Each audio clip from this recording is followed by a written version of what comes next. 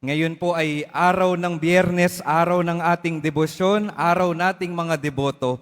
Kaya't sa simula, ating papurihan at parangalan ang ating mahal na poong Jesus Nazareno.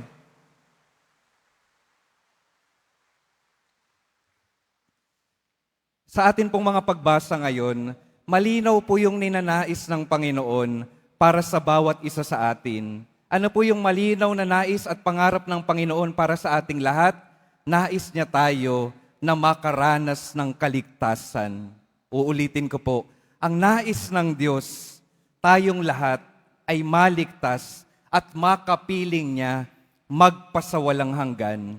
Ang tanong ko po sa inyo, nais niyo rin po ba iyon? Amen. Mabuti na po yung malinaw. Kasi kapag nais natin, gagawan natin ang paraan para makamit iyon. Kaso po, sa ating buhay at paglalakbay dito sa mundong ito, merong dalawang balakid po na ipinipresenta yung ating mga pagbasa sa araw na ito. Ano po yung unang balakid? Sa unang pagbasa po, ano yung naging balakid ng bayan ng Israel para patuloy na maging maginhawa at mapayapa ang kanilang paglalakbay patungo sa pagliligtas? Alam niyo po yung naging balakid nila? Yung kanilang mga sarili. Yung kanilang mga sarili, pumili ng ibang kakampihan, liban sa Diyos. Pumili ng iba't ibang mga Diyos-Diyosan, tumalikod sa Diyos na tunay na nagmamahal sa kanila. At gusto ko pong tingnan din natin yung ating mga buhay. Tingnan po natin, meron na bang pumapalit na mas mataas kay Jesus Nazareno dito sa puso ko? Kasi kung iba na yung pinipili kong Diyos ay kayamanan, kapangyarihan, katanyagan, alam niyo po, hindi rin ito ang magiging daan patungo sa ating kaligtasan. Bagkus ito'y magiging daan patungo sa ating kabagsakan. At ano po yung mahalagang gagawin kapag nakita natin na sa ating buhay, marami na tayong ginagawang pagtalikod sa Diyos. Lumalayo na tayo sa Jesus Nazareno. Gagamit po ako ng isang karanasan para mas madali po nating maintindihan. Nung ako po'y high school pa, hindi pa naman po matagal na panahon iyon, pero hindi pa po uso noon yung Waze tsaka Google Maps. Isang araw po, kaming magkakaklase, sabi namin, sa darating na Sabado, alas 9 ng umaga, pupunta tayo sa bahay ng isa nating kaklase para gumawa ng school project. Tinanong nila ako, pupunta ka na lang ba doon ng diretso? Sabi ko, oo, alam ko na iyon.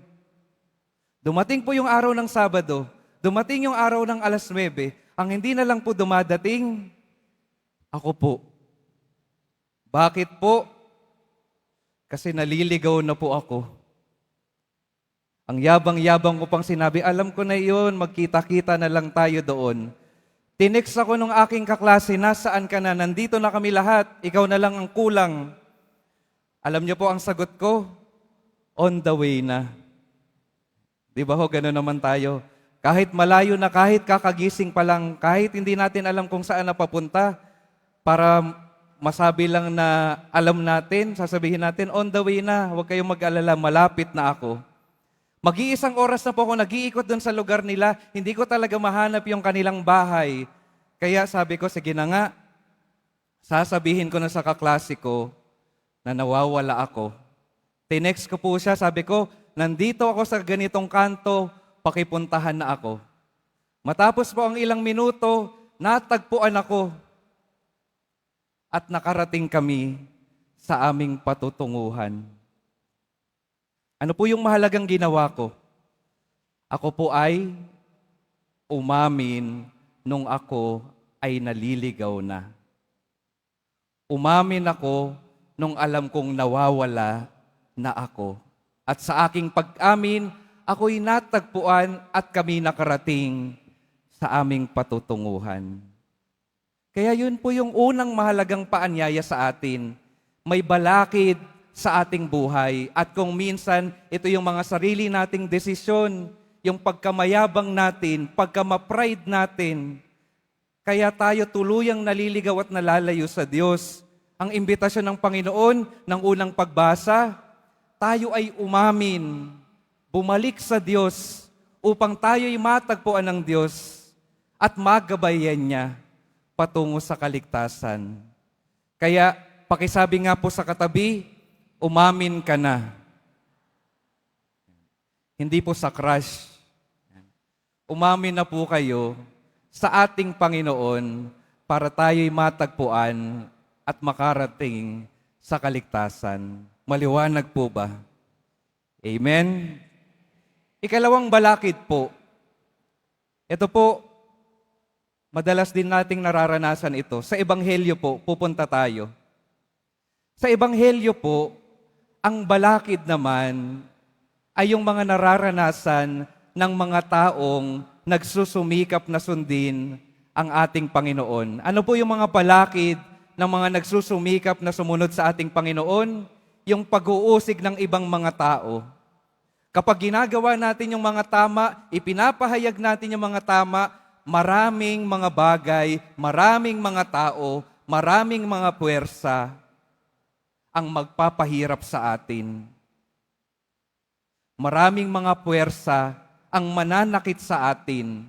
Maraming mga puwersa, lalo na ang puwersa ng kasamaan, na tunay tayong pipigilan para yung ating pagsusumikap na maglakbay patungo sa kaligtasan ay mapatigil na lamang. Hindi ho ba ganun minsan?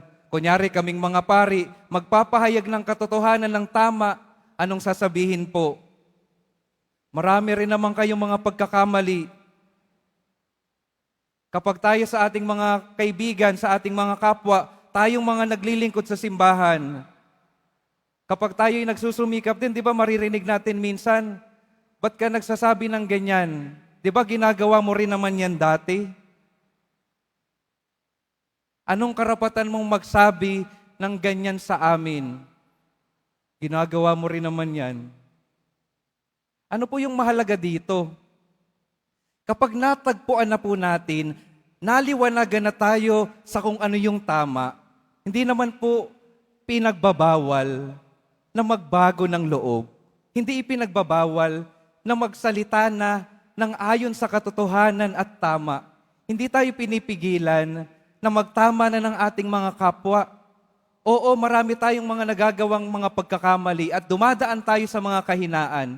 Pero hindi ibig sabihin noon, yun na yung wakas natin. Binibigyan tayo ng ating Panginoong Hesus Nazareno ng liwanag ng gabay ng kanyang salita upang magkaroon ng pagbabago sa ating mga buhay at upang yung pagbabagong iyon, maidala din natin sa buhay ng ating mga kapwa. Kaya lamang po minsan talaga, mahirap sa simula at mahirap magpatuloy dahil maraming kakalaban kapag tayo ay nasa tama na. At ano pong panlaban dito? Pagpupursige. Paghingi ng patuloy na lakas kay Jesus Nazareno. Dahil kung wala sa atin ang tatayo sa tama at katotohanan, lalo lamang pong magkakagulo ang ating lipunan. At sasabihin ko po sa inyo, yun naman din yung gusto ng masama, na kapag tayo ay nasa tama na, magpapadala yan ng maraming mga pagsubok, para yung ating mga kalooban, manghina ng manghina, magduda ng magduda. Tanungin natin yung ating mga sarili, sabihin natin sa Diyos, Panginoon, ginagawa ko naman yung tama, pero bakit ganito yung aking paghihirap? Yun po yung gustong tanong ng demonyo na pumasok sa ating mga isipan para pagdudahan natin yung grasya at paggabay ng Panginoon. Dahil kapag puno na ng pagdududa yung ating mga isipan, kapag nanghihina na yung ating mga kalooban, baka sabihin natin, tama na siguro iyon. Mananahimik na lang ako. Bahala na lang sila sa buhay nila. At kapag tayo'y nanahimik at hindi ginawa ang ating misyon, talagang kaguluhan, kawasakan ang mangyayari sa ating mga buhay. Naalala ko po, di ba po dito sa Quiapo, dinadala yung Nazareno kung saan-saan. May isang araw po, na-assign po kong magmisa sa Quezon City. sa Bureau of Fire Protection. Ang alam ko pong oras ng aking misa ay alas 12. 10:30 na po, kinausap po ko ng pare, tinawagan ako ng pare sa BFP. Sabi niya, Father, 30 minutes na lang, nasaan ka na? Sabi ko, nandito pa ako sa Quiapo kumakain. Bakit po, Father, hindi kayo umaalis pa? Sabi ko, alam kong misa ko ay alas 12 pa. Sabi niya, Father, ang misa natin ay alas 11. Sabi ko, naku po. Kaya ang ginawa ko, sige na, nagpatawag na po ako ng maghahatid sa akin para makaalis kami. Kung maliit man kami ay konting oras lamang. Alam niyo po, nung papunta na kami sa BFP, napansin ko po, parang mali yung dinadaanan po namin. Yung araw po na yun, nalaman ko, dalawa po pala yung BFP sa Quezon City. Merong National Headquarters at Quezon City Office. Doon kami dapat sa National Headquarters, papunta po kami sa Quezon City Office ng BFP. Sabi ko, ano ba naman ito? Mali na yung oras na dumating sa akin, mali pa yung pupuntahan namin. Lord, gusto mo pa bang ituloy namin ito? Tinuloy naman po namin, kahit late na kami. Pero ano pong pinupunto ko? Ganon nga po sa ating mga buhay. Kapag tayo'y naglalakbay patungo sa ating misyon, maraming mga balakid na darating sa ating mga buhay. Mga balakid na hindi natin inaasahan, hindi rin natin makokontrol. At ano lang po yung makokontrol natin? Yung ating mga sarili, yung ating disposisyon, yung ating mga kalooban. Kaya naman mga minamahal kong mga kapatid, kapag nakikita na po natin na maraming balakid na dumarating sa ating mga buhay, ito'y pagkakataon para mas patibayin pa natin yung ating pagkapit sa ating Poong Jesus Nazareno upang yung ating mga kalooban ay hindi manghina, bagkus magkaroon ng patuloy na lakas upang gampanan yung ating mga misyon. Amen. Bilang panapos po, ito po yung isang mga bagay na gusto ko pong maalala ninyo. Hindi po pinapangako ng Diyos na magiging madali yung ating mga buhay. Hindi niya pinapangako na kapag tayo'y nagpahayag ng ating pananampalataya at patuloy na sumasanib sa kanyang isang malaking pamilya, hindi pangako po yung madali at maginhawang buhay. Ibig sabihin, hindi pangako yung buhay na walang problema. Ano po yung ipinapangako ng Diyos sa araw-araw ng ating mga buhay? Ang pangako po ng Diyos ay hindi tayo mag-isa. Sinasamahan niya tayo sa bawat balakid na dumadating sa ating mga buhay. Sabi po ni Pope Francis, sa ating mga buhay, may malalaking krus, may mga maliliit na krus. Ito yung mahalagang tandaan natin. Malaki man yung krus o maliit, hindi natin ito binubuhat ng mag-isa. Palagi nating kasama ang Diyos. Palagi nating kasama ang Poong Jesus Nazareno. Kaya mga minamahal kong mga kapatid, sa pagpapatuloy ng ating pagdiriwang, maging maliwanag po sa atin yung katotohanan iyon, na yung Diyos palaging kasama natin. Nawa, buksan natin yung ating mga puso sa Kanyang pagdamay, sa Kanyang pag-akay, upang marating natin ang buhay na walang hanggan. Amen.